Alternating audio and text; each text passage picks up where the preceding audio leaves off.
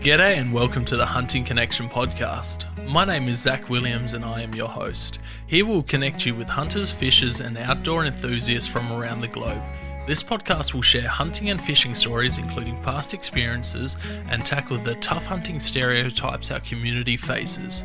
We hope to be a positive influence to those outside the community while also having a laugh along the way. Hope you enjoy the podcast.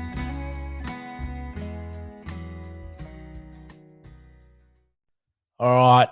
It's been hailed as the crossover event of the century between hunting podcasts in Australia. We have Zach, Hunting Connections podcast. Mate, how are you? This has been a long time coming. I'm excited. Yeah, good, Matt. Good. Yes, it has been a long time coming and I'm very excited as well, mate. Mate, there is so much to talk about, and the great thing for you listeners is we're going to do this as a two-parter. There's going to be episode 1 or part 1 is on my podcast and part 2 is going to be over on Zach's podcast. So it's going to be literally Monday, Tuesday dropping. How good is this? Double the sound of us. How good? So yeah, if you're listening to this and haven't listened to Hunting Connection podcast, look out for tomorrow's episode and it will pick up where we left off today. Mate, all right, let's get into it. Let's do it. Firstly, the mate, Cody Gearin is like, who is this bloke? I mean, there's just so much going on with him.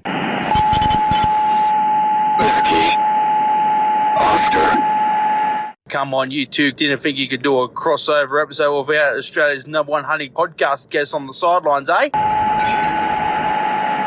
He's a funny fella, all-round good bloke, and yeah, podcast guest of history. It's Look, I've heard a rumor he's going to start charging to go on podcasts. I can't confirm or deny this. Would not surprise me. You have to pay for these overseas hunts somehow. Yeah, that's definitely something a 270 shooter would say. So, mate, thanks, Cody. We appreciate you going on all the podcasts, and I don't think we'll ever get tired of hearing your voice. Definitely not. Ha, that's a meme. Mate, all right, tonight for me, bow hunting, bow fishing, there's so much to talk about with you as a bit of a guru with the bow. I have been playing around with it and people call me dumb, and I'll second that on the sense that I haven't even shot a deer and I'm chasing them with a bow as well. You can't be much more silly. But, mate, how good is it? I have so much respect for people like yourself that just really mainly hunt with the bow because it is just another level, but god damn, it's fun. Yeah, man. I love it. You know, recent years since having a young family and a wife, it's hard to put the dedication into the bow as much as I used to in my younger days. So it's been a bit on the back foot of recent times. So I picked up the rifle a bit more as people have probably seen with my Snake Island adventure and New Zealand adventure, going more rifle. I took the bow with me, but opportunities just didn't really present themselves that I felt comfortable taking with the bow, with not putting as much time as I used to with it. And yeah, man, it's rewarding. I put over 300 hours into my first deer with a bow. So, man, that's cool. And let's get to the hog deer, because I know we were talking at the time, and I did ask that question because I was like, man, to get the ballot entry, to get a spot is pretty rare. And then I was sort of there going, oh, geez, I hope he's taking a rifle just on the back, because I'd hate to see you do all the work and create the little stand and your cart that you take it over, and then not get a hog deer close enough for the bow, but you could have taken one with the rifle. So I'm so glad you did, and it was successful. Tell us about that. That's just something I'm aspiring to. I'd love that opportunity to get out there on the ballot, and I do enter every year. So yeah, the Blonde Bay Hog Deer ballot I've been entering for, probably the last 6 years. I reckon I've put in. This year or end of last year when they drew it, I was woken up the next morning to a bunch of messages saying you drew the ballot second period. So I jumped straight on to Dano from Dano Hunts, High Country Hunting Gear, and sent him a message saying, hey, I've drawn. What do I do now? What's your advice? And within, minutes is, what's your number? I'll give you a call. And we were probably on the phone for a good hour and a half just talking about what to do, what to get ready, and I just picked his brain for the next couple of months on the on the lead up to it, getting all my gear ready. It's pretty exciting. Hog deer being one of the hardest deer species to get in Australia, because you pretty much only have that small coastal region of Victoria on the on Gippsland area there that you can actually hunt them free range. You know, there's a couple small populations in Queensland for guiding purposes. You know, I've heard talks of some in South Australia, but very, very small numbers. But yeah, apart from that, it's one of the only free range hunting opportunities for hog deer in the world.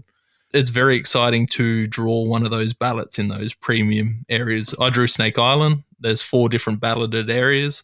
And yeah, second period is the best period to draw on Snake Island, which is just incredible. So good. And obviously so much planning to get over there and do it. How was it when you did get the opportunity to take one? So it was a lot more work than I thought it would be. I know it's a lot of sitting and waiting, but from where we got dropped off on the island from the boat, the issues ran aground straight away. So there was, I think, 5, maybe 6 of us dropped on the beach near where we were planning to go in by, and 2 out of the 4 carts on that drop were broke within the first 100 meters on the beach. So it just went to shit straight away. Yeah. So mine being one of them, the wheels buckled and welds snapped. Oh, no. So I gave it a bunch of testing on bitumen. You know, I went over a few gutters, went in dirt, but once you put the pressure of the sand on those ladder stand carts, the sand just put so much more pressure on them, and they just buckled under the weight. So yeah, we pretty much hiked off the beach up onto the edge of the scrub. We found a camping spot. We worked together. It was 5 of us. All 5 of us worked together to get everyone's gear to this camp. We set up camp, and Nathan, who was my hunter's support, him and I walked to where we planned on hunting, which was the other end of the island. It turned out to be about 11 kilometers there from our camp. So we smashed that out, got there on the first night, which you can't hunt, so the Sunday afternoon, and we got to this tree that would be hunting from, and we were on hog deer straight away. We'd probably seen 18 deer that first night. Wow. And, you know, took a bunch of photos, picked out a couple stags, you know, and I said, you know, if one of these 3 stags that I picked out walks out tomorrow night, first light, I'm going to take it no matter what. So 11 Ks back to camp. We got to camp probably, you know, 10:30, 11 o'clock at night after the walk back. And next morning we took it slow because first shooting was 8 a.m. That first day we couldn't hunt before 8 a.m. And so, yeah, took it slow, cooked breakfast. A couple of the guys left a little bit earlier. On the way in, one of the guys shot one. He was walking into his spot, and it's walked across the path in front of him, and he's followed it off into the bush and shot it about 60, 70 meters away. So we've come in probably 20 minutes after he shot it. So we got to see our first hog deer on the ground, which was pretty cool and reassuring. And yeah, went back, got in at 12 to where we were shooting from. And 6:30, that first deer walked out, and it was one of the target bucks. And I crawled in to 80 meters with the 270 and let a bullet fly and dropped it on the spot. Were you nervous shooting with the 270? I mean, it's a bit of a, you know, ordinary cartridge. Yeah, shout out to you, Cody. It's performed. I've dropped a sample with it. I've dropped plenty of fallow with it. So I'm pretty confident in it. And, you know, they're only a bit bigger than a Labrador, so I knew it was going to do the job. Mate, that's cool. Firstly, just the experience to get over there. Like, that's cool and a unique opportunity that a lot of people will never get. So that's just a win. And then to harvest it, there's a lot of people out there that go over and don't get to harvest it. So, man, well done. That's just such a good thing. Yeah, thank you. It was an extremely great opportunity. We were in because period 2 is a very good period to be in. I'm pretty sure 5 of the 8 hunters harvested a deer, and 4 of them being stags. So Yeah, wow. only one hind was taken in that group. So correct me if I'm wrong. Is it you're allowed to take one stag and one doe? Yeah, one hind and one stag. Hind, yeah. The only issue with it being, it was mid-20s, probably 27 degrees when we shot it. So we dumped the guts out straight away, and you can't part up the deer, you can't butcher it. You have to leave it pretty much whole. You can cape it with a special permit that you get in your briefing on the Sunday. But with how warm it was and how far we had to go, we left the cape on. I had a shooting stick, and we duct taped the deer to the shooting stick and carried it out, long pole between two guys, and, the deer in the middle, like you see in the old school hunting films and Yep. that. Only 28 kilos gutted for the whole animal. Oh, so tiny. But heavy. 28 kilos when you got a pack on and through sandy, bushy. Yeah. And 11 Ks you said too, wasn't it? Yeah. Yeah. Yep. And sand's a different element. Like I used to do a lot of training on sand, and far out, man. If I never see another sand dune again, I'll be happy. I'll just say that. Yeah, that's where the hard work started. So I shot the deer at 6:30. We were probably out of there by 7, and we didn't get back to camp till about 1:30 a.m. Yeah, wow. Big hours. It was brutal. We ran into one of the other hunters. We heard a gunshot probably half an hour after I shot my deer, and ran into the other hunter coming out as well. So we chatted to him to a bit, and then walked back to camp. We got in 1:30 a.m. He camped off the side of the track, and the next morning we begun getting our stuff ready for the boat to come pick us up. And just assembled camp. Everyone from our camp shot a deer. So we all met up at the beach and left that day. So you ended early. So how many days could you have stayed for? So we got there the Sunday. You had up until Friday lunchtime to get off the island.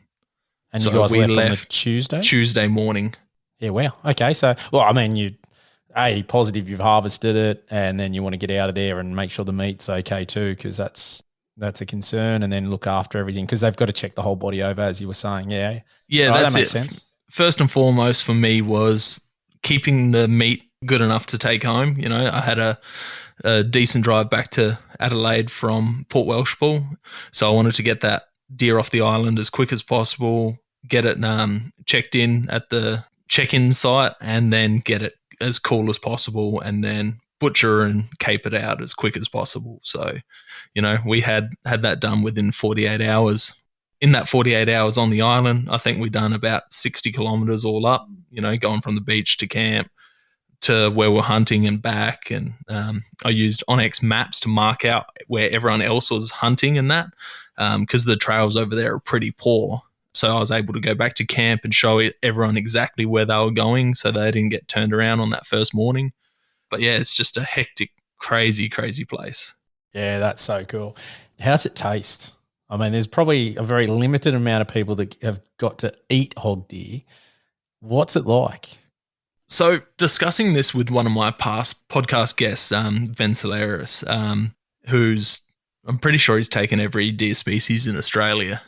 Me personally, I like the strong gaminess of red deer and fallow. I like that real strong flavor. And I've come to the conclusion that the reason why people rate hog deer and Chital axis deer so highly is because they're a very bland flavor compared to reds and fallow. They don't have that, I hate using the word, but gaminess. I prefer the word flavor for it, because that flavor, that gaminess is flavor to me. So yeah, they're very, very mild tasting deer. So I reckon that's why they're very, very high rated. It was beautiful and tender, but yeah, very, very mild in flavor. I had a really nice venison stir fry tonight. So shout out to Gabby for hooking us up with some great venison. Man, it was good. And that's the thing, like, I hate the word gaminess. And I was talking to the wife about it because, her family won't even try it because that's the perception of, it's gamey. And we were eating it and I was just like, man, like, it's in a stir fry. Obviously there's sauces and things like that. And we were just like, you'd never know. Like, if you were eating this, and we could give this to anybody and they would have zero idea that this was actually venison. And it is one of those things that we really, as hunters, I think, need to sort of promote a little bit more. That's I don't know who started the gamey flavor that, it's gamey. I've got my suspicions. Maybe it was the cattle farm industry, like, it's gamey, don't want to touch it. Beef's so much nicer. But no, in all seriousness, I don't know how that came about, but it's really interesting, isn't it? Because there's so many people, when I talk to them, that's the first thing they say, it's gamey. Oh, have you ever had it? Oh, no. Well, how do you know? I think it's the extreme leanness of the cuts, not having that fat. And, to us, we know it's pretty tender, but most people would think of a gamey cut of meat. You have to have it rare-ish. That puts people off, that strong flavor, and it just doesn't have that fat within the meat as, beef does and other cuts. Yeah, and I think the other thing is cooking wasn't ever a real big deal. Like, it's only really taken off, I feel, in the last sort of 10 years or so with like the My Kitchen rules and all those different things that have popped up. Before that, remember Huey? It was the big fella with the mustache. Yeah. He was running, he was sort of the go-to, and it was a very standard sort of stuff. Like, he didn't push the envelope with different things, as far as I'm aware, from what I can remember, and that was quite a long time ago. But nowadays, there's so many different cooking shows, and I think social media, the internet, YouTube, all those things have been a blessing and a curse in a couple of different ways.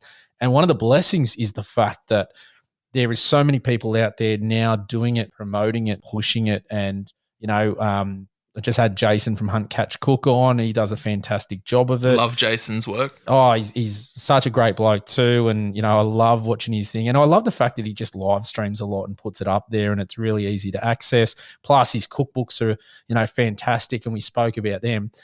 And then you got like Meat Eater's done such a great job. And, I love listening and watching all those things that they do. And I think it's Danielle Pruitt is one of the girls on that now. Yep. She does such a great job in how she gets things across as well. And it's just such it's a great time to access information, and especially from a cooking perspective. And it was funny. I had a mate ring me last night, just a teacher mate, and he knows I hunt, and he rang us up and said, hey, I just another hunter gave me some venison. This is what I've got. What do I do? And I said, do this, this, this. And he had a crack at it and got the message today. He said, mate, absolutely unbelievable. I said, man, isn't it what? And I said, gamey? And he went, what are you talking about? And I said, yeah, exactly. I said, but I think when you called me, you said, I don't want to make it gamey. I said, mate, just do this and you'll be fine. But, man, it's such a good time. And with deer numbers and, what a time. What a time at the moment to be a hunter. It is, touching on the cooking aspect of it. I'm not sure how old you are. I'm 30, so a reasonable young tacker. I'm 40 this month, mate. So you're a young pup. So I grew up watching a lot of Jamie Oliver. Cooking's always interested me, not on the chef level.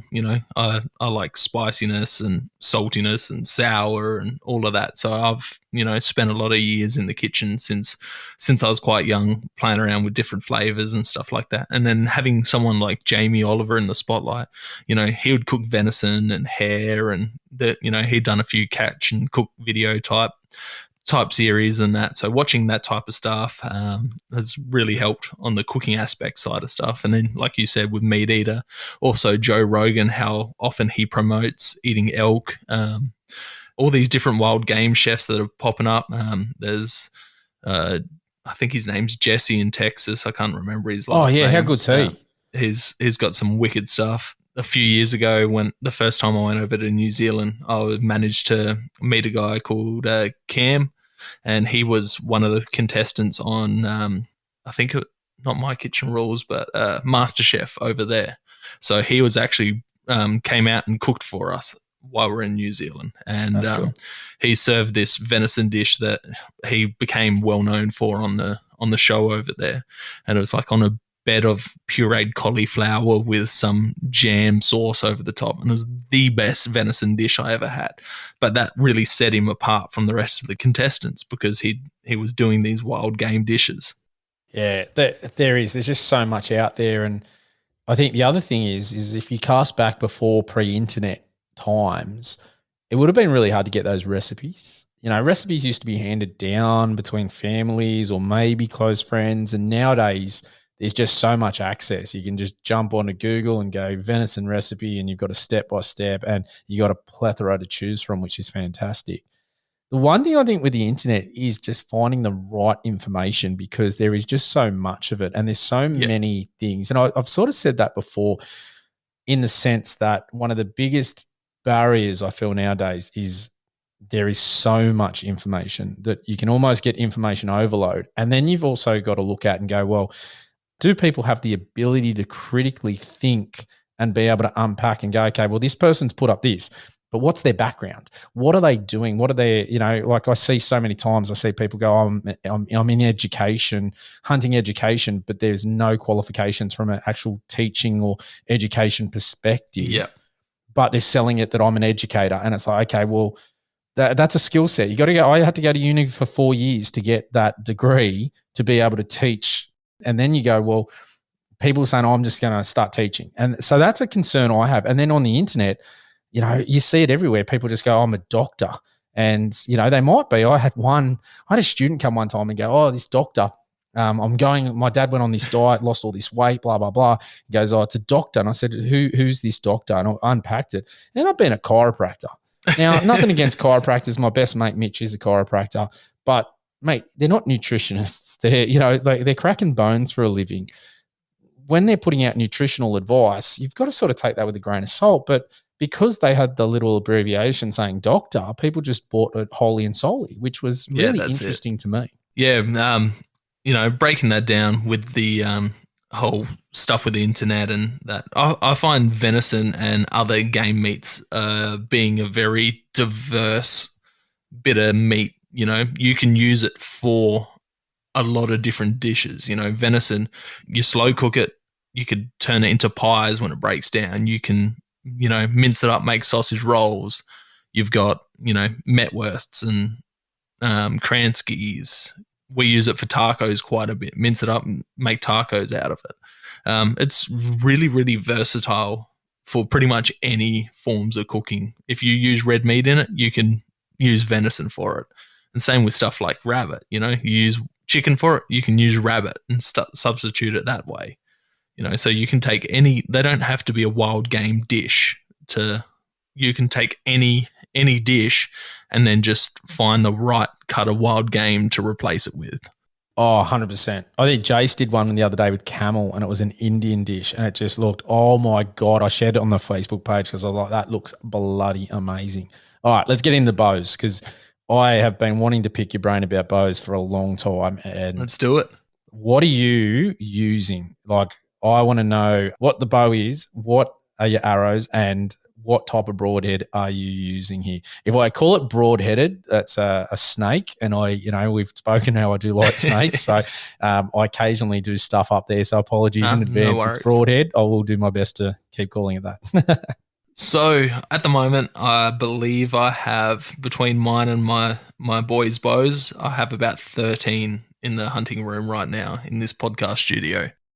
My main hunting bow is a PSE NTN Evo, one of the John Dudley ones when he brought that out. So that's my main bow. I'm running a option 6 sight on it. So it's got a multi-pin sight that folds out, and then you've got a single pin that you can move down as a movable adjustment pin. Then it's got the sight tape and all of that on there. I'm running a Option Archery's quiverizer on it. Love it. Wouldn't go back to a standard side mount quiver because you've got the weight up the front as a stabilizer, as well as it being a quiver. And then arrow wise, I'm running Naptime Archery Smackdown 300s or 350s and Van Diemen 125 grain broadheads. All right. So your broadhead 125 grain, that's what I shoot. Is it, I don't even know the terminology here. This is going to show how beginner I am. But you've got your single bevel, I believe, and then single bevel. And then the cross. What are they called? The quad? The 4 blades. So that's called 4 blades. Yeah, 4 blade, 3 blade, expandable. You've got your Yeah, there's so many different. Yeah, I know. I was listening. Vortex Podcast Nation had the Ranch Fairy on the other day, and they were unpacking all the different broadheads, and it was just such a fascinating listen. If you haven't, check it out, because I was just sitting there going, "My God, so many different things," and they talked about what happens with what. That's just it was really, really interesting. So, man, firstly, your wife must be very forgiving spending that much on bows. Like, fortunately, I had majority of them before we got together, so it's just been wrong. Yeah, accumulating them. Damn it, that's where I went wrong. So. Man, they are such a fun thing. So, look, I heard and I'd researched a bit, and it said using a target bow is a bit more forgiving than a hunting one, because the limbs are quite sort of a bigger gap between the limbs. So when you're first learning and then your form, and obviously, it takes a lot of practice, it's better to start with. So I ended up getting one of those in black, and I found that's pretty, well, in my experience, it's pretty true, because, I haven't got perfect form. I'm just starting out, but geez, it's super easy to get it right very quickly. Yeah.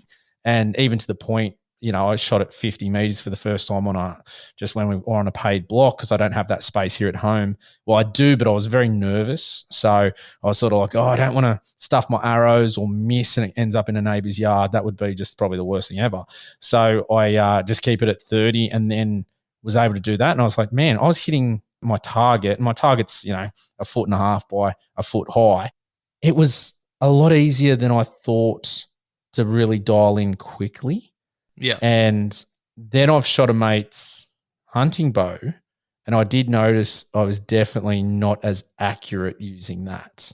So is that correct? Am I assuming I'm on the right path?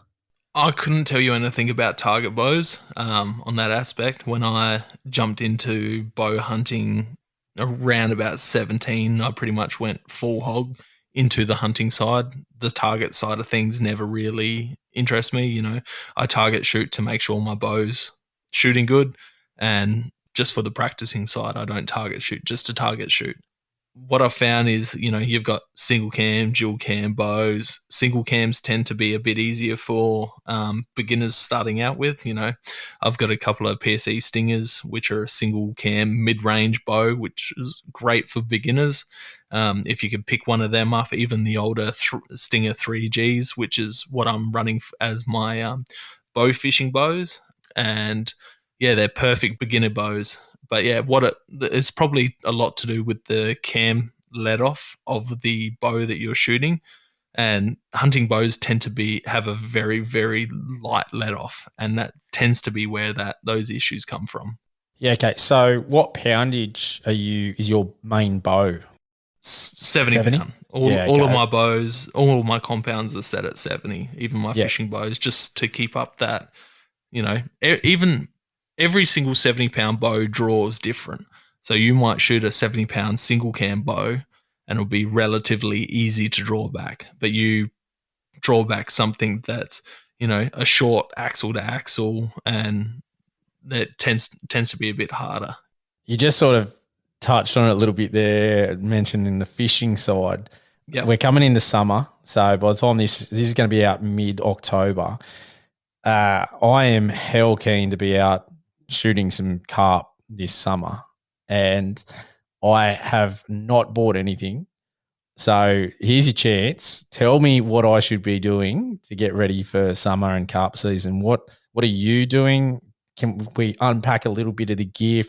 If people out there haven't even seen this or thought about this, it's only just been legalised up here in New South Wales, so it hasn't been that long. Probably, I think 12 to 18 months, maybe a bit longer, but that's not that long in the scheme of things. So talk to me about the differences. Do you use a hunting bow and then just attach the different things? And I'll let you talk about that. So be careful, because it's bloody addictive. You're going to end up spending a lot of time and money doing it, and you'll tell your wife that you're going out for half a day. She listens, Zach. Stop saying things like this, mate. And you'll be gone from first light to last light. It's so much fun. I first went bow fishing when I was about 17. My dad took me out, and that's where I caught the bug for bow hunting. and I've bow fished every year since. One year I had a goal of, shoot over 100 carp in a year. I ended up shooting close to about 400 carp that year. One particular session between three of us, we shot 140 and I shot 80 in that session. But yeah, touching on gear, you can use your hunting bow for it, but prepared to get wet and muddy and covered in fish blood, because it can be quite some people stand on the bank. I like to get wet. I'll quite often be, waist to chest deep bow fishing, chasing carp, in the backwaters here where it's permitted in South Australia. It can go from ankle to chest deep in 3 steps. So you'll be watching a carp surfacing in the distance and you'll be walking towards it. And next minute you'll be neck deep in the water with a bow. So it's best to use something that you're okay getting wet and, a little bit used and abused. So that's why I've got these older 3G stingers. You can pick, an old single cam compound bow up for, $150 here and there. But yeah, so you've got a couple of different options for reels for the bows. You've got a side mount reel with a drag release lever on it. So you pull that lever and it tightens your drag, and that's when you pull the fish in, you wind it up. Or you can use a front mount reel, which goes onto where your stabilizer goes onto, and it's kind of like a hand line. So it's got thick nylon string on it and it hooks up to your arrow and it just feeds off like a hand line does. That's the cheaper option for someone looking to get into it if they haven't really done it before. Then the more expensive reels are the side mount reels, or you can also get a couple of different other styles, but I recommend the AMS Pro Retrievers. They're amazing. Okay, so when you're shooting, I don't know the actual technical term, but the displacement of the actual fish in the water, are you aiming above, below? Like, what are you finding is the best place to aim because of that displacement from our visual representation of what's going on? So yeah, that's the refraction of the fish in the water. It depends on where you're bow fishing and how the fish is. If the fish is pretty deep in the water, you want to go low and then aim lower again. So you're looking down the arrow and you're not really using your sight, you're using your arrow. So you aim the arrow below the fish if the fish is deep. But a lot of the bow fishing I'm doing is in the murky backwaters of the Murray in South Australia. So you're quite often shooting a surfacing fish. So you pretty much just aim dead on the fish and you're shooting it. I love spearfishing and it's my thing. So this is just like spearfishing and mix of bow hunting all into the one. So I'm like just super excited. And when I read that the DPI, I said, yeah, they did. I knew they did a trial and now they've said, yeah, we're on. Man, I've been hanging for it. And it's been a little bit tricky with the little ones. So now I'm super keen. Now, talking of little ones, you have been, I guess, one of the people I look up to see because you take the kids out a lot. And I try to. Yeah, I want to talk a bit about that because I look at I keep saying youngest, but my oldest, and man, he's a noisy little bugger. I don't think there is any way I could take him out, especially with the bow. That's for definite.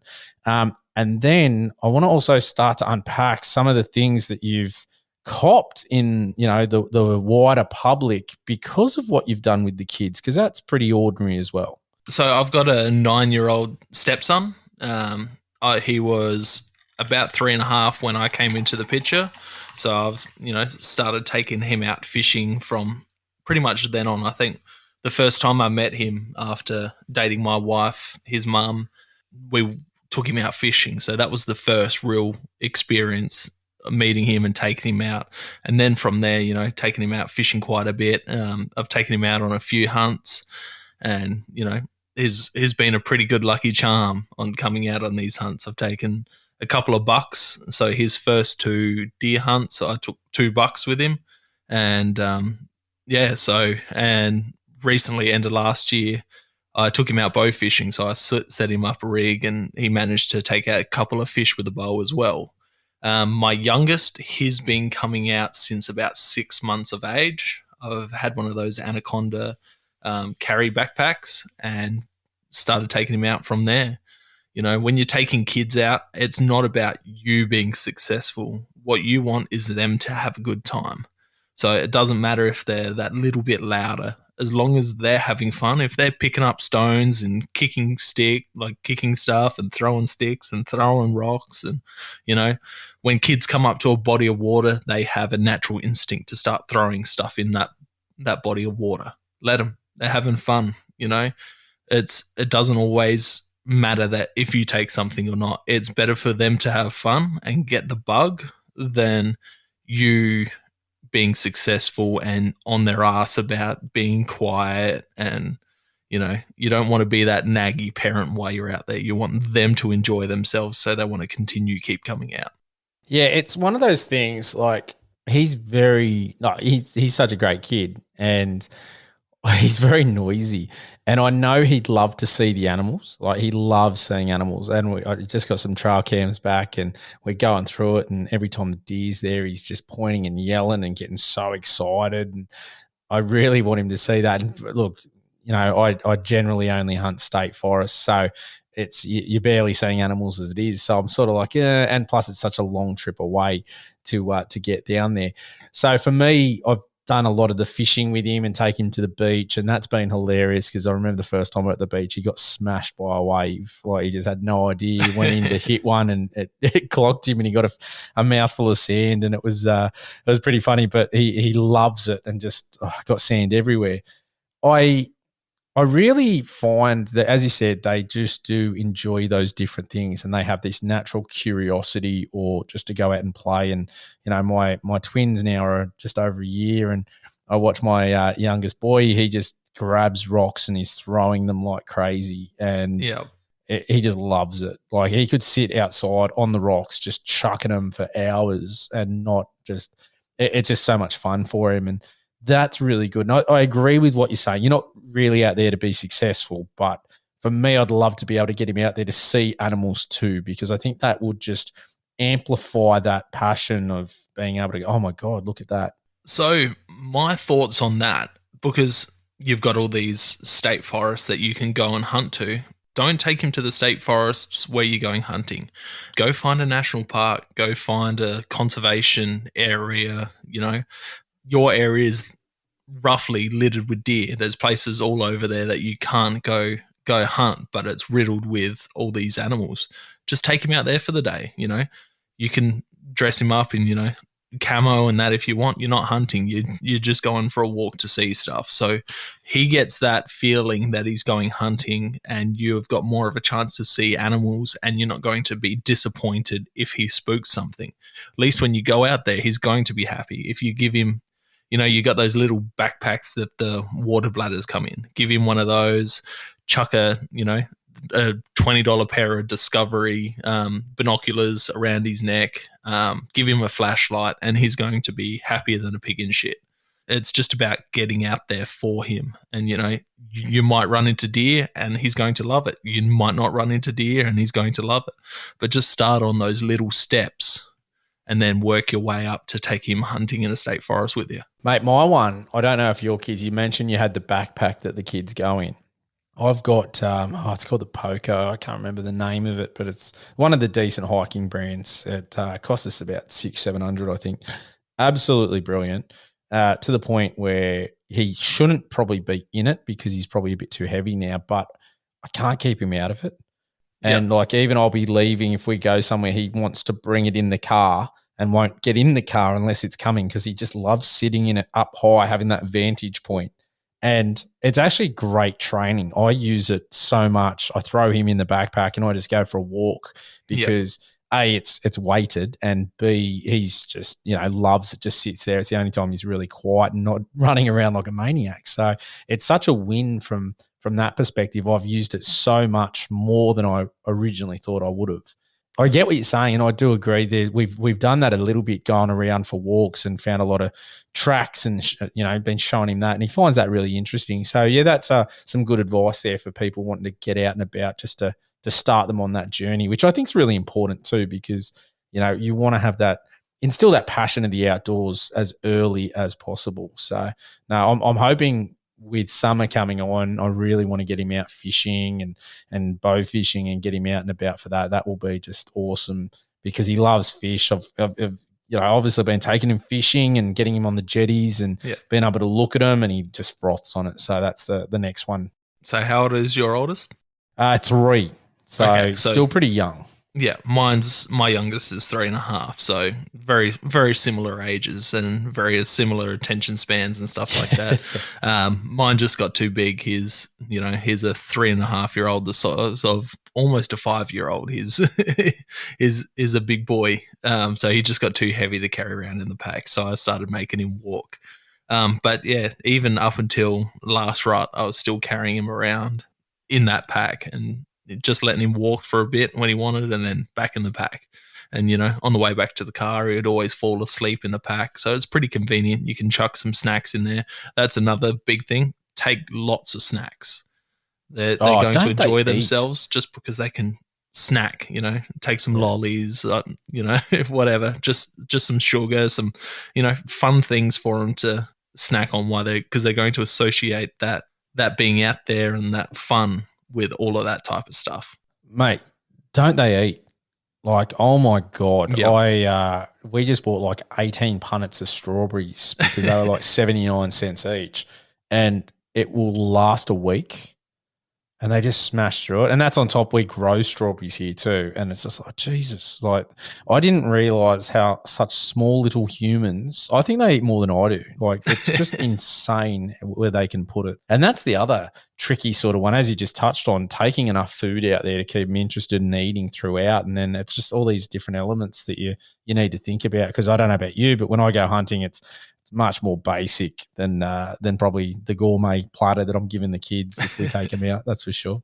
Oh, I love a good snack when I'm out hunting. I've always been known to have a few goodies in the backpack. There's even going out for a morning hunt. It's not unusual for me to have the jet boil in the pack, and Smoko comes around and I've got some noodles on the go on a cold morning, or a coffee, or cooking up something we just shot as soon as we shot it. All right, so let's get back. What bow hunting, is that the main one? I know you've got the 270. We'll forgive you for that one, Cody and I. But mate, what do you tend to find? You just use the rifle to get meat, so you got meat in the freezer, and then the bow hunting's the real passion to hunt with? Yeah, so I've been hunting since I was longer than I can remember. All my earliest memories, I was out hunting and fishing and camping with my grandpa. I'd stay there every fortnight. So every fortnight we'd be off doing something, whether it was down the southeast, down the Coorong chasing mulloway and salmon, or hitting the cockle run, or going to New South Wales and chasing fish and camping on the banks of the river, or going off to the Southern Flinders Ranges and shooting goats and rabbits and all of that. So for as long as I can remember, I've hunted. When I was about 8, I was given a fiberglass recurve bow, and everywhere we camped, I'd take, a few dozen wooden arrows that Pop would fletch and make up for me, and I'd be running off, shooting them everywhere, trying to shoot rabbits and foxes and hares, and just stump shooting, getting the love for archery. Then when I was 17, my dad took me out bow fishing and gave me a bow. We went home and I was just started binge watching Australian bow hunting DVDs. So one was a legendary bow hunter from Australia, Casey McCullum. He grew up in the Flinders Ranges. He's the first bow hunter in Australia to take the South Pacific Grand Slam. So that's every animal in Australia and New Zealand with a bow in a trophy class setting. So it's just insane. So him and Bushman Brooks were the first people that just watching them gave me the love for bow hunting. My dad gave me a bow, and I found an area, a property that we could hunt on, and me and my mates started target shooting, and we all shot the goats, and then it just took off. Took a young deer. It's pretty fluke luck, but got a young deer, and then just the passion grew and grew and grew. So yeah, bow hunting is my passion.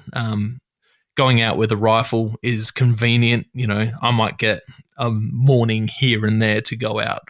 So it's just like, if I go out, I've got meat, I'll take the bow. I'll go for a wander and see if I can get a rabbit or a hare or a fox, or, run into a deer, even if I'm out there watching a deer. But if I need meat, I'll take the rifle. Okay, so we didn't touch on it, and I did ask it before, so just to go back on it, we talked about the family and the media, and you getting hammered by the antis. Yes. So that one there wasn't so much. I've never been shy of the media light. I've always been, since I've started hunting, I started posting stuff on Facebook, and I was met with people that I went to school with and family members, very upset that I'm posting these animals up on Facebook. Smiling with a bow. I understand it.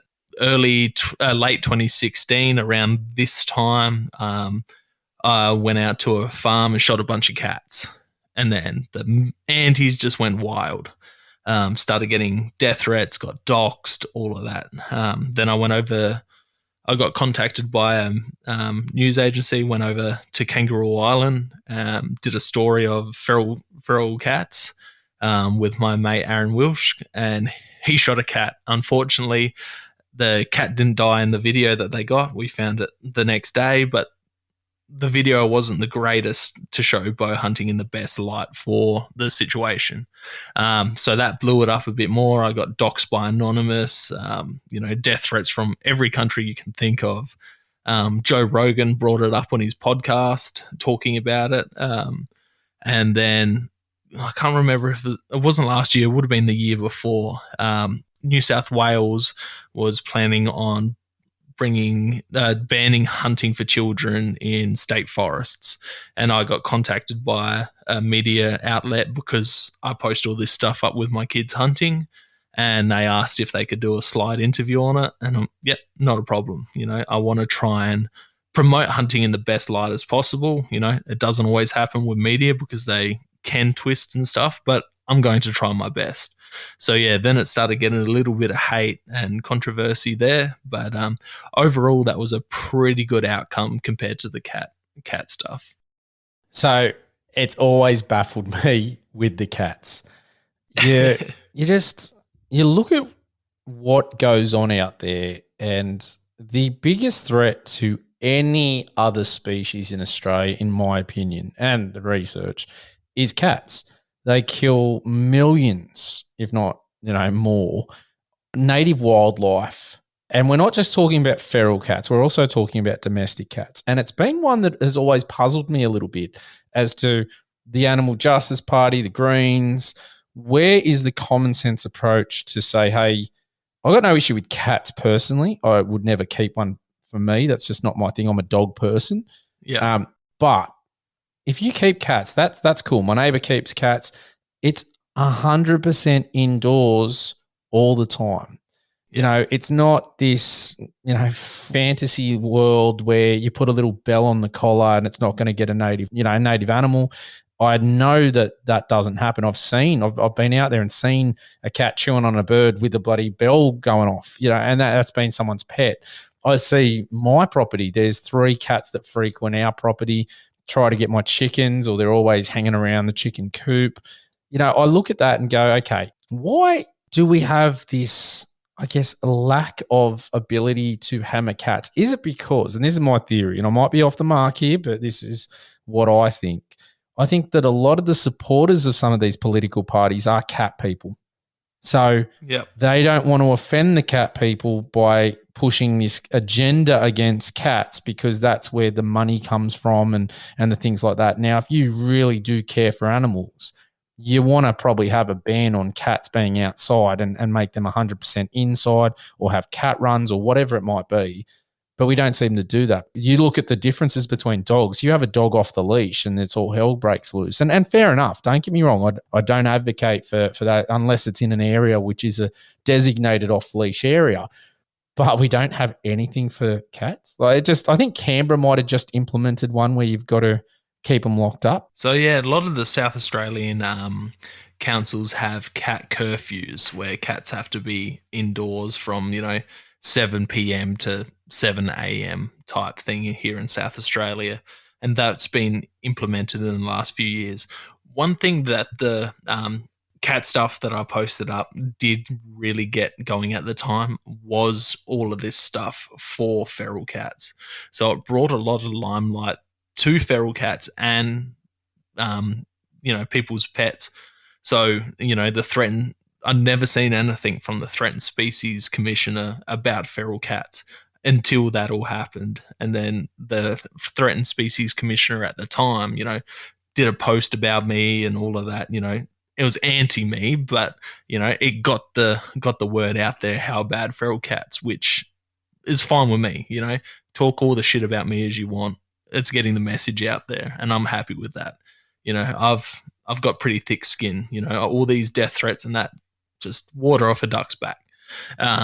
So yeah, as long as people got talking about it, it was good. Kangaroo Island, you can't have any cats outside. It's all cat runs and indoor cats, which is fantastic, because cats, not only here in Australia, but, the amount of people in America that reached out to me and told me how much issues they have with feral cats, but not even just America, but Europe as well. I was getting messages from Germany saying how bad, the cat problems are out over there. All these countries are having huge issues. And they're devastating, ground nesting birds, reptiles, and all of these other animals. When I look at this whole thing with cats, it doesn't make sense. And I look at the targeting of deer at the moment, and you would be well aware of what's going on in South Australia. And yep. I look at the Centre for Invasive Species and their National Feral Deer Plan and all these, I guess, propaganda that they're pushing. And I don't see much on cats. And I sit there and go, they've got one on pigs and they talk about rabbits and they talk about deer, but they don't really hammer brumbies and they don't really hammer cats. And it feels like there's that politicized nature of, they're more people like them as pets. We're not going to tread that water, even though out of all of them, for me, if they're really the National Invasive Species Council, you want to target the biggest threat. That's cats, guys. I don't know where your data's coming from, but it's cats. They definitely do target cats. I can, not as much though. I'm not saying they don't, but I'm not saying that, look at the money they've spent on this deer plan and how much they're pushing it. I have never, ever seen that for cats. I'm not saying they don't do it. They do. They cover everything, but I think they're very selective in what they're going to push from a public agenda where they're sponsoring social media posts. And like the invasive species, the National Deer Plan has been everywhere. They sponsor that from day dot and they're pushing it out there. I've never seen that pop up in any of my feeds. And again, it could be an algorithm, but I haven't seen that with cats.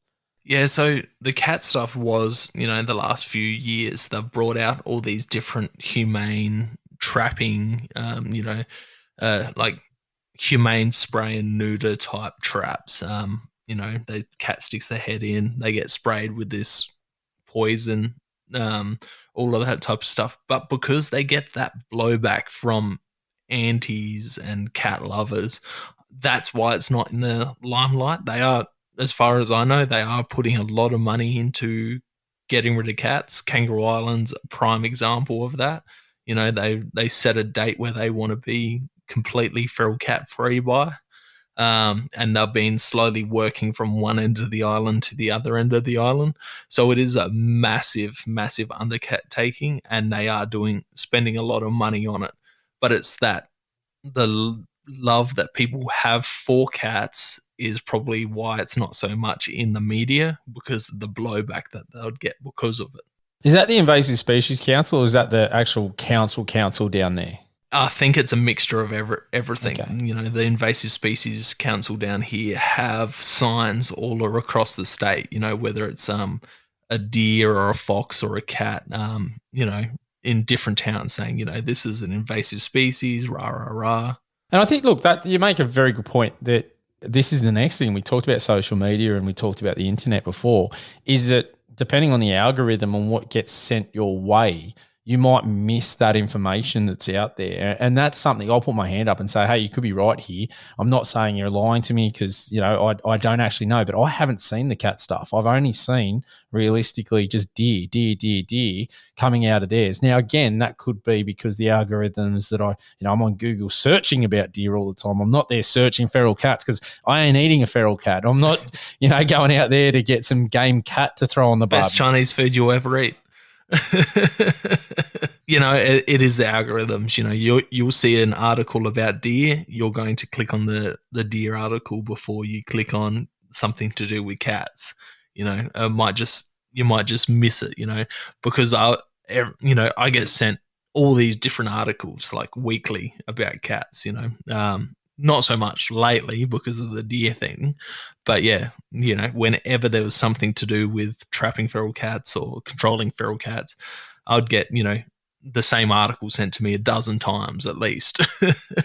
Oh, look, and you've been a really great advocate for getting it out there. And I think what you said was right there. Like the bow hunt didn't go well on Kangaroo Island and it was filmed. And that's one I don't know where I sit on it.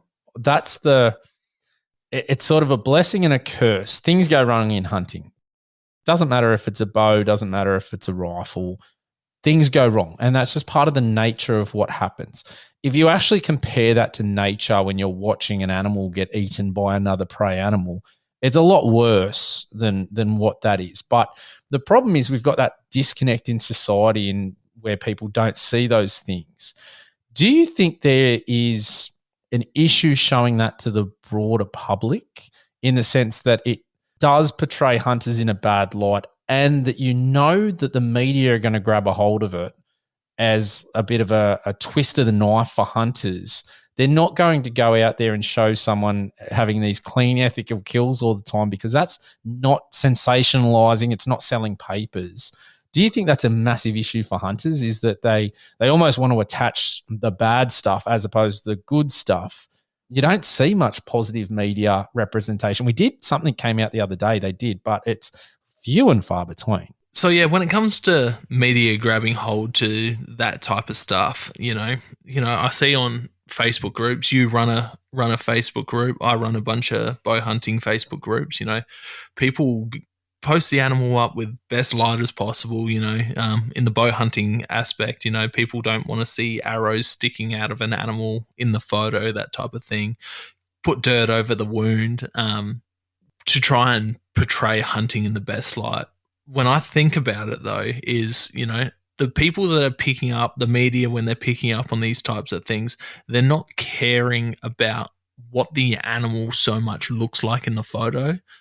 They don't care whether there's an arrow in the photo or not. They don't care whether there's blood in the photo or not. What they care about is that there's a dead animal in the photo.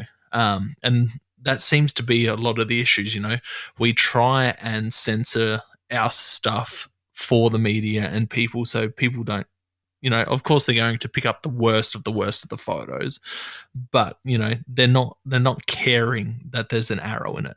What they care about is the animal itself is dead. They see, a lot of these anti-hunters, they see these animals not just as animals. They're looking at them like if you're sitting there with a dead person. That's how they're viewing those photos.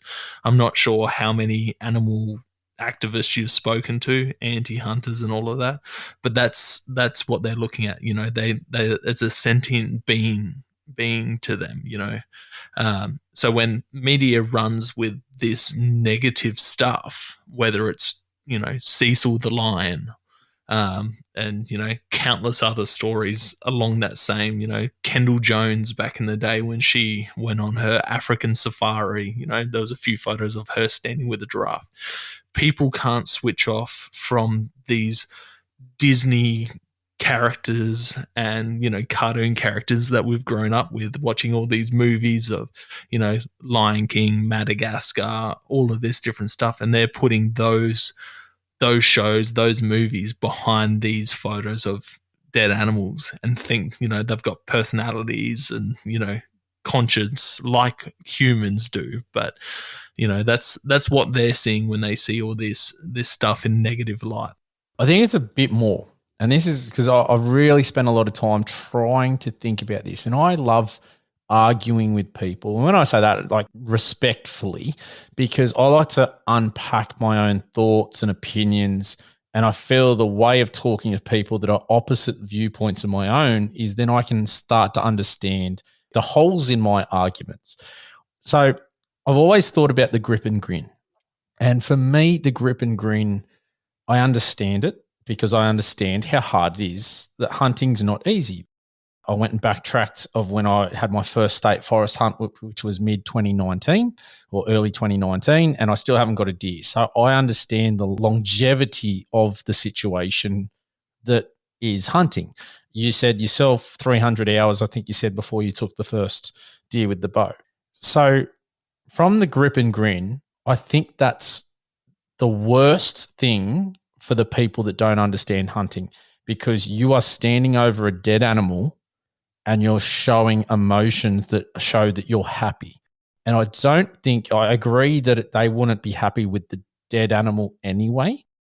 I don't think they're that far detached from reality that animals don't die in the wild and they know that occurs. I think that's an emotive response from seeing somebody taking pleasure in the fact that they're with a dead animal. And I think that's the trigger.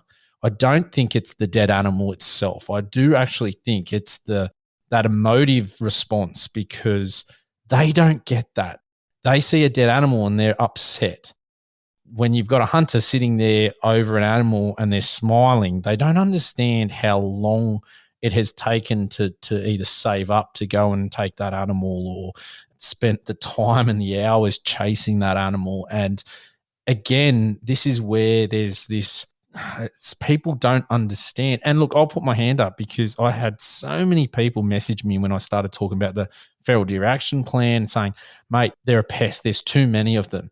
And I'm only going on my experience in a state forest.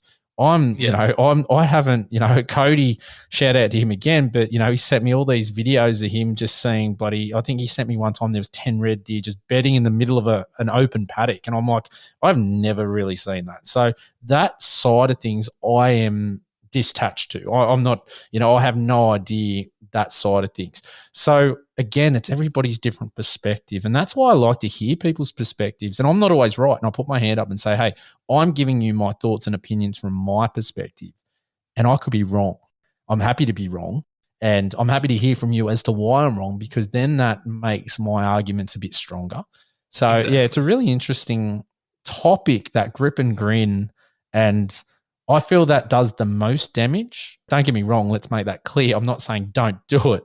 I know when I shoot my first deer, I will be smiling my head off, but I can understand the other people who don't do hunting, and that's the trigger. See, you pretty much, backed up my argument there of people seeing you with a dead animal and that's being the trigger point. They don't care how the animal died per se. They just see you standing there with a smile, whether you're holding a bow or a rifle, and that's where the emotion's coming from. Like, I'll post something up with a rifle and they'll be like, oh, why don't you be a man and go shoot it with a bow? But then I'll post something up with something I've shot with a bow and they'll be like, why don't you go kill it with a knife? And then you get people, I've never done it, but you get people that go out pig dogging and they'll, because they hunt, they kill it with a knife, and then they'll people like, oh, that's disgusting. Why don't you just kill it with your bare hands? And it's just that always that one step back is what they're going to. They think we're that far removed from nature that we're not supposed to be in that, that circle of life anymore. And yeah, like it's people are that far removed. It's silly. Like in my local area, we've got a duck pond. And we're having lots of issues with, someone was walking a dog and a dog killed a duck, and the whole community was heartbroken that the dog killed a duck. And they've gone up, they've grabbed the nest, they've gone and incubated the eggs so that the eggs could hatch. But it wasn't even a native duck; it was just a feral duck that someone's released down there. But the whole community was traumatized over this one duck that a dog killed. But that's nature for the dog to hunt these things. Everyone wants nature to be nature, but as soon as nature's nature, they're traumatized. Mate, I couldn't agree more. We had one where I used to live, and it was hilarious in the sense that the eels were eating the little ducklings, and they did it in front of people. And the trauma, like people were getting on Facebook talking about how their kids were traumatized and running away. And I'm like, shouldn't you just be explaining to your kids this is the way things are? Like, this is nature. Like, this isn't something to shy away from. But the problem is that I don't think people get it. You're right. Exactly what you're saying is that there's this anthropomorphizing of the species, or, whether it be Disney or whatever it might be. And you sit there and go, man, come on. Like, at the end of the day, we are part of the ecosystem, and so many people just don't understand that. You need an apex predator. And hey, we are an apex predator. That at the end of the day, that is what we are. We are designed to do the apex that. Predator. Correct. And we have evolved into that. We are not the fastest, and we're not great at night, and we make a hell of a lot of noise when you're walking around the bush. But we have the intelligence that other species don't have to make us that apex predator. And because we've been able to build cities and all that, that is where people now think we don't need to be part of the ecosystem. And that causes a massive problem. I was talking with a farmer the other day, and he was talking about how wallaby populations have just boomed. And that's causing so much problems. But because they're this native species, again, there's so many issues with hunting them, same as kangaroos. Yeah. And it's a flow-on effect. And I really do feel for farmers at the moment, because I don't know if you saw the other day, but who was it?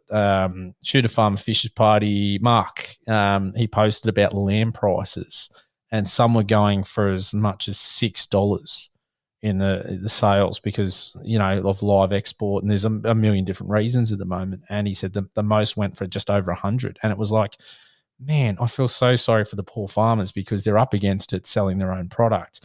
And then on top of that, they're battling to be able to control numbers of kangaroos or wallabies because they're native. And then you've got other factors as well. And it's just, man, I'd hate to be a farmer. And my, hat goes off to all farmers out there, because, geez, they must do it tough in different times. Yeah, and that's the thing, like, they're having to put up with these native animals that destroy fences, crops. They outcompete, these farm animals. And jumping back to the feral deer action plan, they're dealing with the same type of thing when it comes to deer as well. Yes, look, I'm not a great person to speak about it because I haven't read it completely. I've had it broken down to me. I'm an idiot. I'm not a very literate guy. I'm pretty dyslexic. I'm horrible with my reading and writing. I take in all of my information in the form of podcasts. But I've had the National Deer Plan broken down to me so that I could understand it.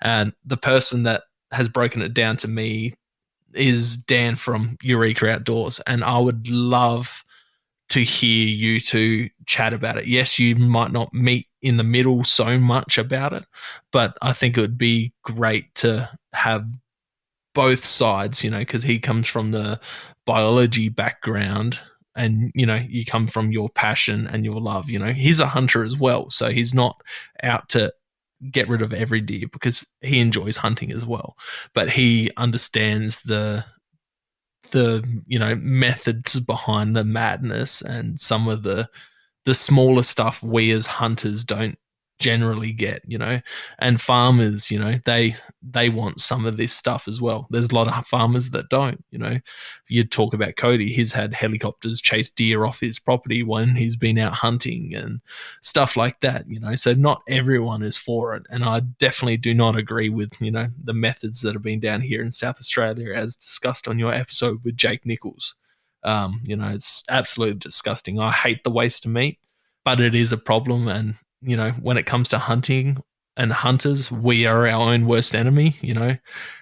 We tend not to be the grown up in the room, and that's why we don't tend to get a say on these things, because we're very, as much as I'm a hunter, I'm all for hunters, but hunters tend to be very childish when it comes to not getting their own way. We're the first to make a noise, but we don't do too much about it when it comes to the legislation side of stuff. I don't even think we make that much of a noise, to be honest. Like when you look at the duck hunting and things like that, the time to make noises was to write in and really push. And it just didn't happen. Like, having 5,000 people. That's what I mean not making on the a legislation. Noise. I completely agree. There's side just of stuff. Yeah, I'm with you there. And same as Dan, I'd like to actually unpack his side of it, because I get when we put it out, he was, again, there was a few comments against of the poisoning side of things. And I'd love to have that conversation, because I understand where he's coming. There is a massive number out there, and I get that we need to control them. I'm very against the poisoning element of it, because the poison... And I know he's previously said, and I'm only taking of what he's actually written on Thingo, and he might be of a different opinion. I'd love to have that conversation. Is that from my interpretation, what he was saying is that they aren't going to use poison. They just want to get it approved. And for me, it's like, well, they're not going to approve something and not use it. You don't go and sit your driver's license test and don't get your driver's license. That doesn't make sense in that sense. I get where he's coming from, and I get that there is an issue, and I agree in the sense we need to minimize deer numbers. And what I don't like about the feral deer plan is the fact that I think we could do it far better. And I don't think there's the promotion of hunters that could be. And I've said it before, where was there instead of using this aggregator where they're going to poison deer, let's bait them and have hunters come in and shoot them. Sydney has so many hunters in it, and there's not that many places to hunt in Sydney, let's be real. If you gave people the opportunity to go 30 minutes up the road to a national park in a shooting lane off a bait pile and shoot a deer so you've got venison, I'll tell you what, I reckon a lot of people would be very happy to throw some cash at that and do that, and everybody wins, rather than just going, we're going to just throw some poison. And that's the interpretation I got from this National Feral Deer Action Plan. Now, again, I as I said previously, I could be wrong, but me unpacking it, I do have an academic background. I've lectured at university. I've done a fair bit of that. So I would love to hear it. Hearing you break down stuff the way you do. So yeah, the animals, they compete for food. The area can only support a density, that's how the environment's evolved for that area. So when it comes to that type of stuff, it's been broken down to me by Dan. So that's why I believe Dan would be someone who would be great on your podcast for you to go back and forth, because I don't come from that academic background, I think you're exactly right. And I'll back him there. I think we do a really poor job in this country of going, okay, we're never going to be able to wipe out deer, cane toads, whatever it might be, right? Foxes, rabbits, you've seen all that happen. We need to look at the number that can be supported in an area where everything can thrive. And we don't do a good job of that. And look, kangaroos are the perfect example for that. Is you go out 100%. West and there's far too much especially in times of drought, and we're coming into El Nino. So we're going to be coming back into that. And we don't control the population, and we get to the point where all these animals are starving and dying. It's one of the things I really respect the North American conservation model, and how they work out, this is the amount we need to take off the landscape, and this is how many tags are going to be presented. And that should be done in a far better way than what we currently do in this country, because that is an opportunity for conservation as far as I'm concerned, and the well-being of all animals. Yeah, that definitely works with a native animal aspect as the North American wild. It wouldn't work so much with our introduced species, because, you look at the places where they are considered a game species and were considered a game species, and it's hard because South Australia, you can hunt them all year round. You don't have a caliber restriction on any of the deer species, where some other states have caliber restrictions. Tasmania, they're still considered a game animal. So it's hard when it comes to those types of things. But when it comes to kangaroos, I 100% agree. I think that the system should be completely changed up to make it easier to control kangaroo numbers, because for my main hunting property, there's probably 100 kangaroos for every deer on about 1,000 acres on my main hunting property. Yeah, the deer will get the bad rap. Yeah, it's crazy sometimes. And look, I get it's crazy. A hard-hooved animal, and they do damage. And I just came back from a hunt in the Snowy Mountains, and you can clearly see the deer in the tracks, but then they're with brumbies. And I'll tell you now, there is so much more damage coming from the brumbies, and you can clearly see the difference in hooves and the size, and around the waterways, just from them going to walk down and have a drink. The damage that is doing is far more than the deer. And I had a couple of trail cams out, and I'll tell you now, I caught far more brumbies on the trail cameras than I did deer. So when you hear the argument about, there's more deer than brumbies, especially talking up here in New South Wales in Kosciuszko National Park, and I also believe down in Victoria in the Alpine National Park, or whatever they call it down there, I'm not too sure. But geez, it's another one though. Horses are feral. They're an animal that has been introduced, but because of the man from Snowy River and the fact that we ride them, that all of a sudden we have this support to keep them on the landscape. And I don't understand that, because especially when deer at least are a valuable resource that we eat, whereas the horses, what is their purpose or what is their value on the landscape other than the background of the man from Snowy River? That's the argument that I always hear, is that they're a part of our cultural tradition and heritage. And so I'm not sure so much there, but I've got mates that go and get permits to round up these brumbies, and then they break them and use them as stock horses or show horses and all of that type of stuff. So they do have that cultural background for those horsey type people. I'm not a horse guy, I look at those horses, those brumbies in those areas, and I look at them the same as I look at as a deer. That's potential meat source. I won't complain with brumby steaks. It's all meat. Yeah, I'm with you. That's going to upset some people, but you know what? I have said it so many times. I'm with you. Like, there is that many down there when you go into a state forest or a national park or whatever it might be, to hunt them and to take the meat. Man, that I can't understand why they're not on the list when you book your state forest. I don't understand why they're not on the list for us to be able to harvest. There's so many of them. It's the same with cats, man. Yeah. It's just the way people look at them. It's crazy. Horse people and cat people tend to be the most craziest of people. Yeah. Look, I get it. Like, they're not, I think horses are an absolutely beautiful animal. Same as deer, same as a lot of, like, even cats. As I said, I'm not a big cat person, but I love watching a documentary on the lions and tigers and things like that, because they are such a fantastic predator, and props to their evolution in becoming that. But there's a time and a place for all of it. And as much as I love deer, there is a number that needs to be on the landscape as well. And I think that we're seeing a massive jump in numbers, and that's come on the back of the bushfires and all that regrowth and the good feed, a lot of water around, and the population has boomed. Now, I get people are jumping up and down saying, hey, we need to shoot a lot and whatnot too. I also do believe nature will course correct, and we're coming into a drought.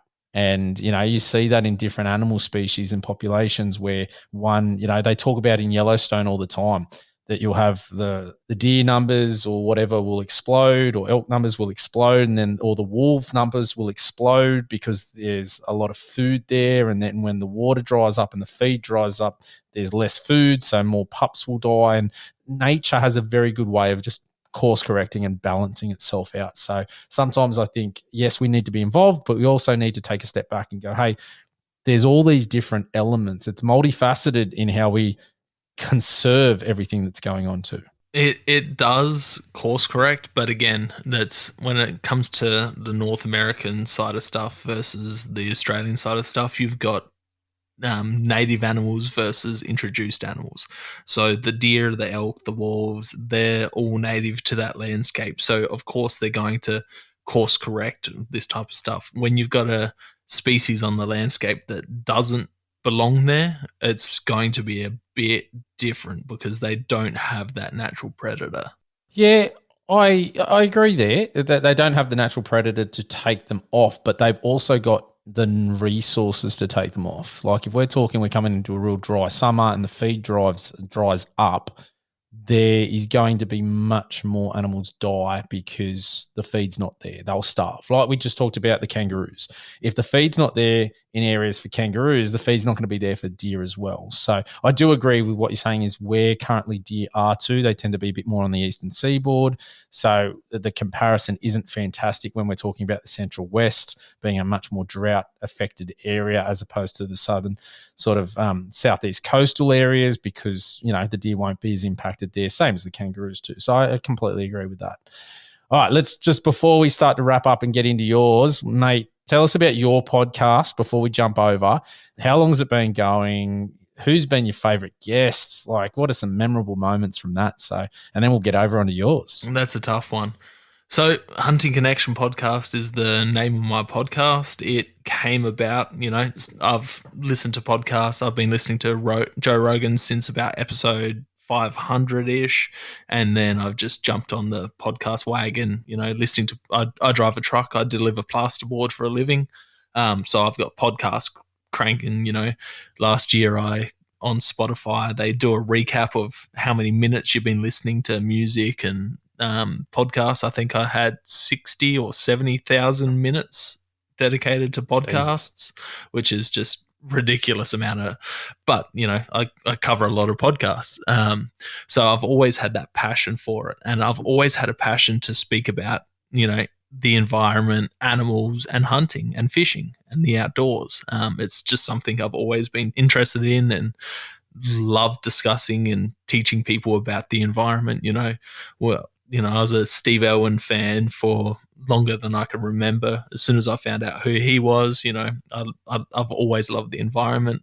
Every research project in school was on the environment. So when it came to the podcasting stuff, it just came pretty natural. So I started it just over a year and a half ago, maybe closer to 2 years. I do it fortnightly. And yeah, I get a bunch of different guests on chatting about a range of different stuff. I try and cater for new guys getting into the sport. So I ask a lot of questions about gear and advice on getting into it. I ask for stories, whether it's funny, dangerous, all of those types of stories as well. And then I also ask about like the public opinion of hunting and hunters as well. So I'd like to cover a vast array of topics to cater for everyone's needs when it comes to it. I get a lot of messages from new hunters thanking me for my advice and thanking my guests for advice on, whether it's gear or how to approach different scenarios when it comes into getting into hunting. Favorite guest? Now that's a hard one, I've had some spectacular guests, whether they're known or they haven't been known. Probably one of the most known guests that I've had on was Robbie from Blood Origins. Hey, I resent that. So that was a big deal for me because I love his work. He's someone that's backing hunting and putting, science behind it. I'm glad you're doing it, and I love what you're doing because you do put it out there in a positive light. And for me, that's so important because I don't care if people are listening to me or, they listen to you or they listen to Hunter's Campfire or whoever else they want to listen to. If they're listening to it and the message is out there positive from good people, that's a win as far as I'm concerned.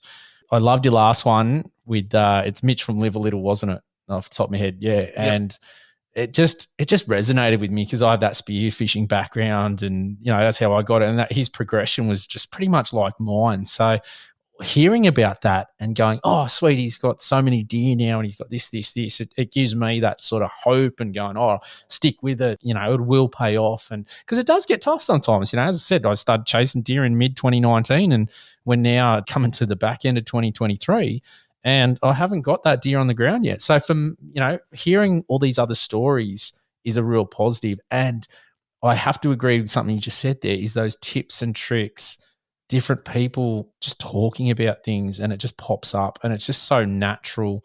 And I'll be listening and going, oh, that's a good idea. Oh, that's a good idea. Yeah. And, it might be something that I wouldn't have asked per se, or someone else wouldn't have asked, but that's the beauty. And I know, there's so many hunting podcasts coming up in Australia and that's fantastic. I think it's great because it's great. For me, everyone has a different style. And we talked about this. I edit mine. You don't. You like that natural sort of free-flowing effect. Perfect.